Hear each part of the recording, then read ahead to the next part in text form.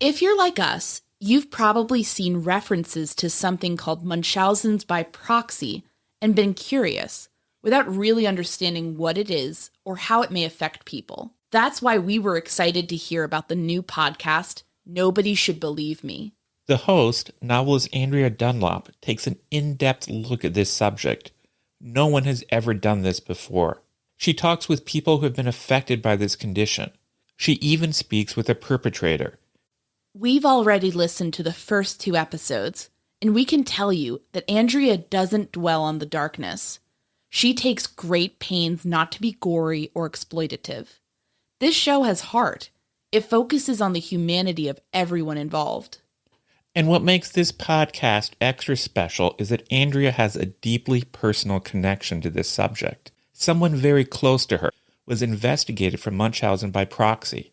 That gives the show a real emotional punch. When Andrea is listening to people tell stories about how they've been affected by this condition, she is not some uninvolved outsider. She has lived through the very same pain they have. She understands them. And through this podcast, she helps all of us understand them too. New episodes drop every Thursday. Listen and subscribe to Nobody Should Believe Me on Apple Podcasts or wherever you listen to podcasts. We get support from Audible. We've all got busy schedules. And I'm sure sometimes you feel like, with all the things you have to do, it's hard to find time for the stuff you love to do, like reading. That's why Audible is so great. Audible offers an incredible selection of audiobooks across every genre, from bestsellers and new releases to celebrity memoirs, mysteries and thrillers, motivation, wellness, business, and more. Plus, as an Audible member, you can choose one title a month to keep from their entire catalog, including the latest bestsellers and new releases. And also, I have to say, I love how the Audible app makes it easy to listen anytime, anywhere. When you're traveling, working out, walking, doing chores, wherever your day takes you. Cleaning the bathroom has really never been more fun. Let Audible help you discover new ways to laugh, be inspired, or be entertained. New members can try it free for 30 days. Visit audible.com/listening or text listening to 500-500. That's audible.com/listening or text listening to 500-500 to try Audible free for 30 days. Audible.com/listening. Ever wasted a little too much time trying to be more efficient? No judgment. We've all been there. The good news? Monday.com helps your organization save time and achieve more. With just one work platform, you can keep every department in sync, improve your workflows, and cut out repetitive tasks to reach your goals faster. Let's not lose any more time. To nail efficiency, start your 14-day free trial at Monday.com. Content warning. This episode will contain discussions of sexual abuse and the murder of 2 young girls. So today on the murder sheet, we're going to be going off script. I'm sure for most people following the Delphi murders case, you're aware that there's been some recent developments, and we're going to talk about that and some of the reporting that we've done so far around those developments. And we're going to be speaking off the cuff and hopefully getting you some good information about, what is potentially going on and perhaps some things that may not be going on.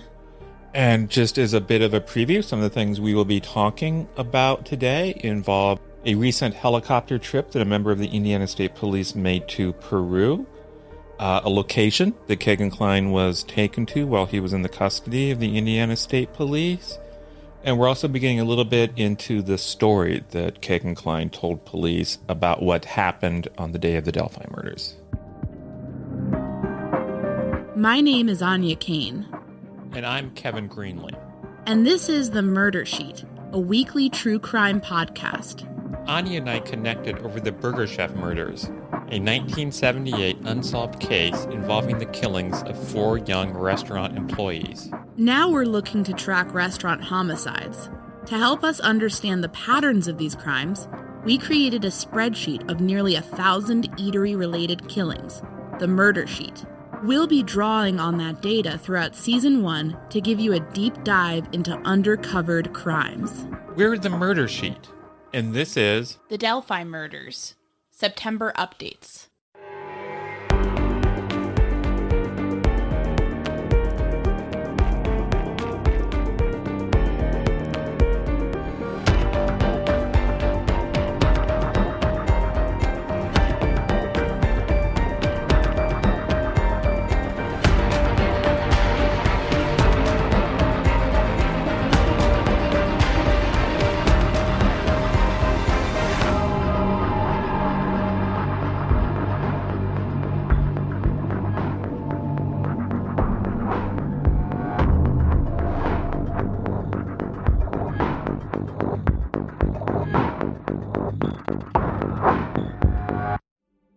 So let's begin by talking about the topic that seems to be on the forefront of many people's minds this week.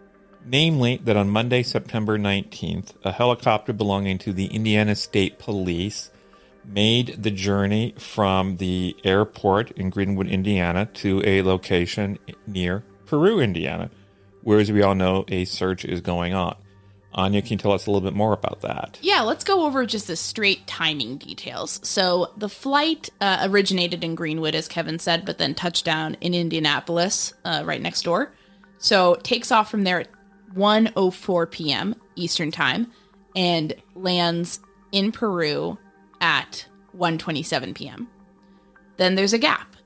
Then the helicopter departs from Peru at 3:31 p.m. and lands back in Indianapolis at 3:56 p.m. So that gives us about, I want to say like an hour and a half of time in Peru, factoring in a little bit of travel time to and from the airport, I guess. And let's get right to it. We have been able to confirm through our reporting, through multiple sources, that the passenger on that helicopter was Superintendent of the Indiana State Police, Doug Carter. Yes, and this is probably for people who listen to the show, frequently. This is probably a pretty interesting detail because you'll recall that in a previous episode we broke news on Doug Carter's July trip up to Peru, which we revealed actually dealt specifically with Kegan Kline's case and how it pertains possibly to the Delphi murders. But in this case, it's a little bit different. Yes, in this case, I think most of the people listening to this, certainly us, we tend to look at things through the prism of the Delphi murders, and we tend to assume that things that happen must be related to the Delphi case, especially since we know that there is a river search going on in Peru, Indiana. The problem is that when we started talking to sources, and I'll be clear that the sources we were talking to were people close to the investigation. We were talking with people who you would expect to have had advanced knowledge of Carter's trip if it pertained to Delphi. We were talking to people who you would expect to be fully aware of it. And these sources that we talked to did not have any information about the trip or why it was made. One thing to remember is that the superintendent of the Indiana State Police, Doug Carter, has responsibilities for many, many cases other than Delphi. And in fact, it is easy to find other cases going on that might take him to Peru. And I believe, Anya, you have some information about one such case. And to be clear, we're not saying this case that Anya is going to talk about is why he went to Peru, but it is a possible reason why he went. Yes, to put it simply, the current trip as it stands, as far as our reporting, is a black box. We don't know what was discussed or what happened, and we don't have any sources who can tell us. And so I literally just Googled State Police Peru, and this is the first thing that came up that was recent enough to seem like it might warrant the superintendent's involvement or at least some sort of discussion. So guesswork on our part. Speculation. But it's just to give you an example. There is a state trooper who is facing currently battery charges. His name is Michael Miser. He was out of the Peru post up in Indiana. He's charged with assaulting a female coworker. So very upsetting situation, I imagine, for that to be happening, and a very serious case as well. So I think it's important for everybody who does follow Delphi to remember that while that is a very important case and is getting a lot of attention and a lot of resources, that we always have to leave room for possibility if we don't know what's happening, that perhaps it's actually a coincidence. And in this case, it sort of sounds like the chopper trip may have been. I've seen speculation online that this chopper trip somehow indicates that there was a major discovery during the search and that it's tremendously significant to the case, the Delphi case. And we can say pretty definitively that that is not the case. That is not why the chopper trip happened. Yeah. And, I wish that was why it happened. I think we all, everyone who covers this closely really does wish for answers and for the families of Libby and Abby and all their friends and loved ones to get answers as soon as possible. But we also are not going to, that's not what we're hearing. We're not going to just assume that something is related when we're kind of hearing things that make us think that it's probably not. And again, we talked to multiple sources close to the investigation who we would have expected to know about a trip if it was related to Delphi, and they knew nothing about it. Let's move on. There's been a lot of speculation about what exactly was going on when the Indiana State Police first took custody of Kegan Kline. Yes. And we can say that we know at least one development that happened, what we believe, when he was in ISP custody. And that was that he was moved at some point to the Grissom Air Base. So for those of you who are not from that part of Indiana, the Grissom Air Reserve Base is a U.S. Air Force base. It's situated about 12 miles north of Kokomo, which itself is about 30 minutes to the south of Peru. So this is all kind of the same area. It's not very far away. Whenever we drive up to Peru from Indianapolis, where we are, we always go past a bunch of signs, and then we inevitably have a discussion about the Apollo program, because I was very interested in astronauts at some point in my life. Why? I think now at this point you need to explain who Grissom is. Okay, Gus Grissom was an astronaut. He was a pioneer of the Mercury program, I believe, and he was tragically killed in a disaster that happened with Apollo 1, essentially. He and two other astronauts. Very tragic story, but he is a celebrated Hoosier in history, and there's a lot of stuff named for him in the state, especially around there. So that's the Air Force Base. Now, we have a source telling us that Kegan Kline was brought into this base, and we've been able to confirm that, it wasn't just him. It was a bit of a hullabaloo. It sounds like a bit of a contingent coming in with him of different law enforcement folks. So, can you elaborate on that? Basically, people from different agencies is how it was described to us. So not just like a kind of a quiet, let's just drive in situation, but a number of people. So we found that somewhat interesting because, sort of speaks to trying to move a person who has some possible information that you want to get to somewhere that maybe is going to be more private and maybe allow for more of a conversation. Yeah, I would think that a military base would be a more secure location than a jail or even an Indiana State Police post. I would think if you took Kegan Kline to somewhere like that, like the Indiana State Police post, a lot of people are going to notice, a lot of people are going to pay attention. But I believe that if you take him to somewhere like the Grissom base, you assume that that's not going to get out and people aren't going to know about it. And I guess that kind of leads to one thing people have been wondering is Kegan Kline obviously has been talking to the police. He's obviously given them some information, and I guess we can all speculate that that information he gave them has somehow led to this search, this ongoing multi-week search of the Wabash River. And so the question is, well, what exactly has Kegan Kline told police? We do have a little bit of information that we feel comfortable sharing at this date about what he has told police. But before we share that, I feel it is really important to stress something, and this is something I believe everyone listening already knows, and that is that Kegan Kline has a tendency to lie. Kegan Kline has a tendency to try to spin things in his own self-interest. That doesn't mean that what he told police is a lie. It could be true, but I think it's important to be skeptical about what he said. He's not a person whose word in and of itself means a great deal. Yes. I think that's really important. And I think, we have this ourselves, and I think a lot of our listeners have this, where you're able to have, a nuanced thought process around the information you're receiving, because it's complicated. This whole case is complicated.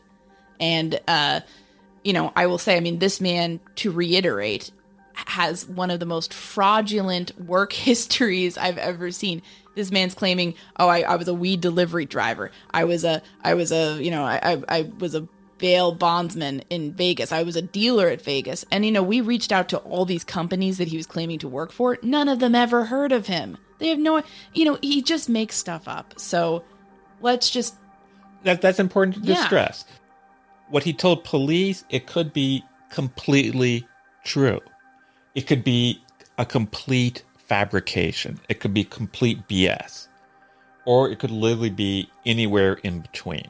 It could be one of those things where there's some truth in it, but he's kind of changing things around to try to minimize his own culpability. We just don't know. But we can share a couple of details of what he told police. So in a nutshell, that while a different other person was committing the murders of Abigail Williams and Liberty German, that Kegan Kline himself was waiting in a red Jeep vehicle. And the interesting thing is, if you get on Facebook and you look up Tony Kline's Facebook account and you go through some of the pictures, you will see some older pictures of a red Jeep. And that in and of itself is interesting, but let's play devil's advocate. Obviously, Kegan Kline knew what vehicles his father was in possession of. So the simple fact that there's a red Jeep in the story that he tells, and there's also images of a red Jeep in the social media, that in and of itself is not conclusive. Right. If I'm known for owning a blue minivan, then, people can say, well, I was, you can insert that into a case if you want to lie. So we think it's interesting that that's what he's saying, but we are marking that as a Kegan statement, not as a fact in and of itself, for obvious reasons, as I'm sure everyone will appreciate and sort of understand. But it gets to maybe some of what has been going on and what may be driving some of the activity in this case right now. Yeah, and it gets to a problem that law enforcement has, which is Kegan Kline's a liar. Whatever he tells you, you can't believe unless you're able to verify it. So if Kegan Kline says John Doe committed the murders, that's not enough. You need to find some sort of evidence that conclusively proves that this is one of those rare occasions when Kegan Kline is telling the truth. So we add all that context to just, stress to people that this is a case that there's not a lot of easy answers, unfortunately. We're in year 5 now, still unsolved. We want to report to you about what's going on and give you as a clear a glimpse behind the scenes as possible. But at the end of the day, that only gets us so far. We can get you what's being said and sort of what is going on to a certain extent. But, I think there's no easy narrative here. There's no easy putting it all together for you in a nice little bow right now, because it has not been adjudicated yet. So there's going to be a bunch of missing pieces no matter what, no matter how much we dig. That is the truth about this case.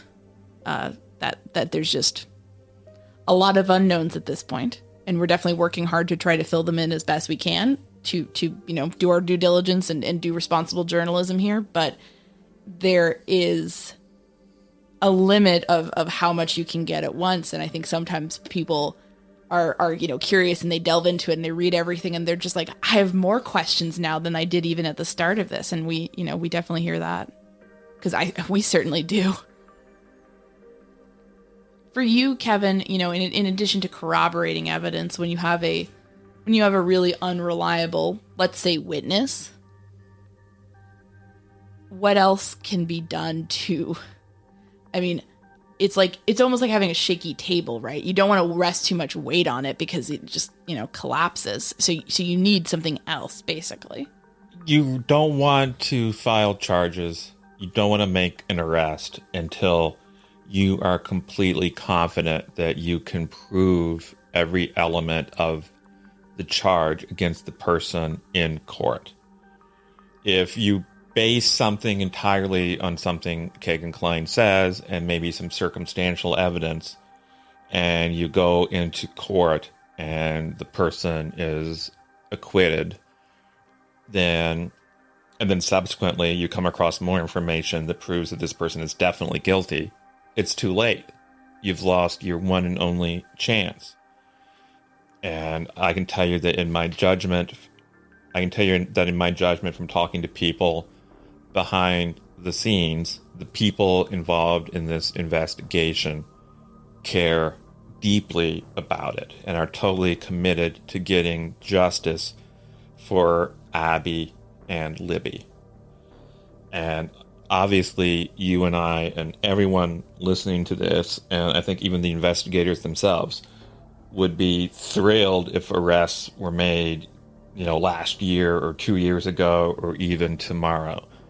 But they're all very well aware that if they move too fast, then they might mess things up. And they don't want to mess things up at the end of the day. And this is such a high profile case. I mean, this is a case that has gotten international attention. People around the world are watching and are wondering what's happening. So I think that, especially when you know that there is such media scrutiny on some level, that has got to be weighing on investigators and people behind the scenes. Everything the Indiana State Police does in the investigation of this case, everything that the prosecutors do while trying this case in court, is going to be intensely scrutinized. It's going to be scrutinized by you and I. It's going to be scrutinized by everyone listening to this. It's going to be scrutinized on Facebook, on Reddit, on British newspapers, all over the country, all over the world. And so you want to make sure that you have a case that can stand up to that kind of scrutiny. And I believe, from what we know, talking to people behind the scenes, that there is confidence that such a case is being built. It doesn't always happen as quickly as we would like, but at the end of the day, what's important is the right person is convicted and sentenced to prison. And it's not so important that maybe it took a little bit longer than we would like if at the end of the day, the right person dies in a prison cell. Yeah, agreed. Yeah. I think so many people are rightfully very much like accountability is needed right now. But I think we also understand the flip side of it as this needs to be shored up. But I think the balance of that, and this is where press come in, and this is where we have tried to come in, is that when a case is taking this long, coverage should be illuminating why and trying to get to the bottom of like what is going on to inform the public, because otherwise you just get, frankly, in my view, what becomes an information vacuum where it's just sort of a mess. It's a circus. The loudest voices who are screaming and flinging accusations at people who don't deserve it rise to the top, and it's better when actual facts are being presented about here is what is going on. But yeah. And obviously we believe in accountability. We've tried hard to hold the investigators accountable, and we want to share as much stuff with you as we can. But we will be candid. There's stuff we have learned that we feel it would be irresponsible for us to share because we want justice too, and we don't want to do anything to compromise that. Yes. There are certain things that we hope to share in the future and that we can kind of hopefully get into at a later date. For the most part, it's a calculus that we have to do whenever we get new information about, okay, how can we responsibly present this? How can we corroborate and verify this information? How can we go about putting it out there in a responsible way? And if we feel that the information we have falls apart on any of those measures, then it's something that we either don't report on because we don't trust it, or it's something that we do trust, but we don't report on because we feel it could substantially set the case back potentially. As long as we're talking about information that we're sharing and information that we may not be sharing, I've certainly noticed that there's been a lot of talk where people in social media or people with their own podcasts have been sharing ideas about this potential suspect or that potential suspect and trying to make circumstantial cases arguing that those individuals are actually the guilty parties. And I certainly understand that it can be interesting to speculate about such things, and it could be even a rewarding mental exercise. But that's not really what we're interested in doing. No, we're interested in doing investigative journalism specifically on the investigation. And we sort of assume that you people don't really care that much about what we personally think about who may or may not have done it. We think that what you care about is, what do the investigators think? What do the people who are making the decisions about who to arrest or when to arrest, what are they thinking? Who are their suspects? And that's what we've focused our attention on.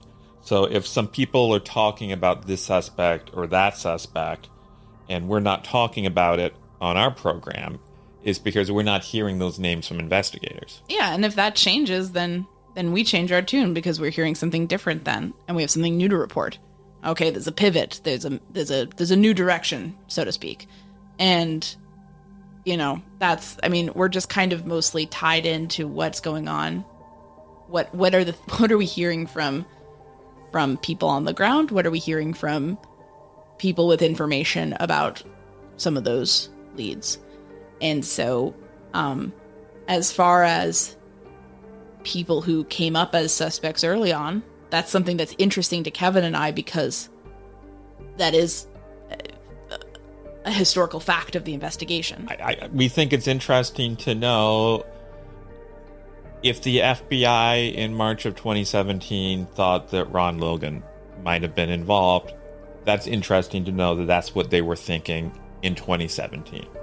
Yes, but we don't necessarily think that informs what is going on right now in September of 2022, which, when you think about it, is quite a long time later with nothing.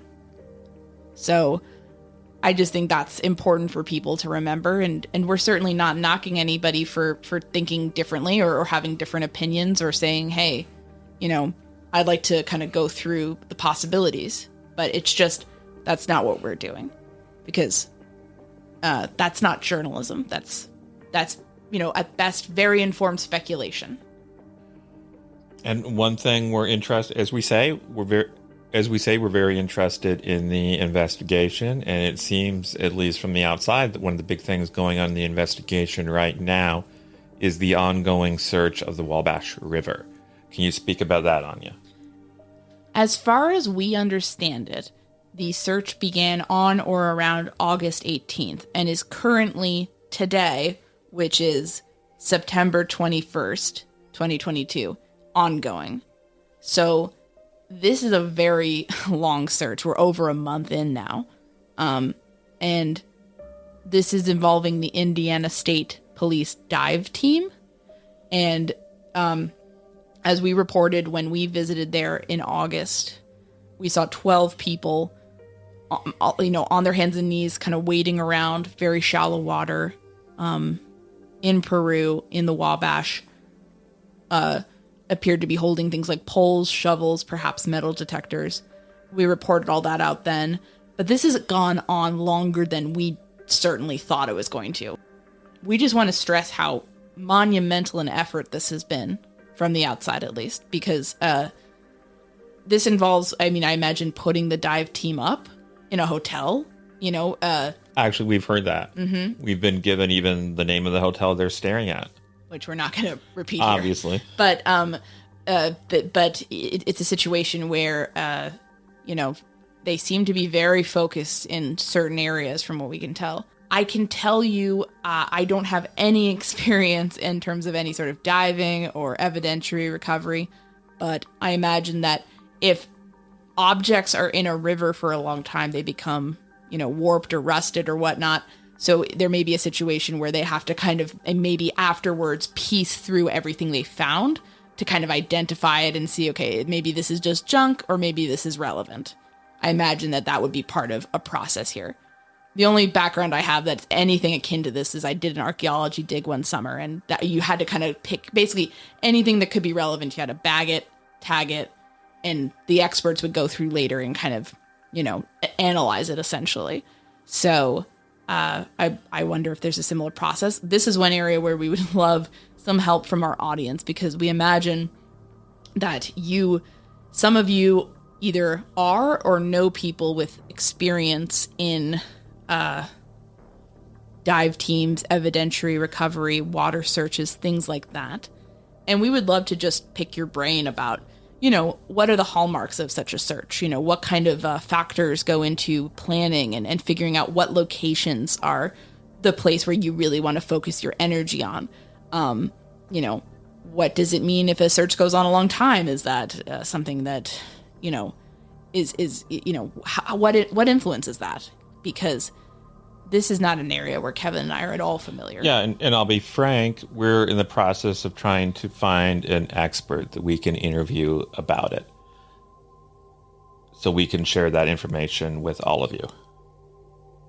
One thing we got from some astute tipsters that we wanted to run down and sort of share with you all is that we heard rumors from people in the area that perhaps Indiana's DNR, aka the Department of Natural Resources, that they may have been involved in somehow reducing the water levels of the Wabash River while the search was ongoing.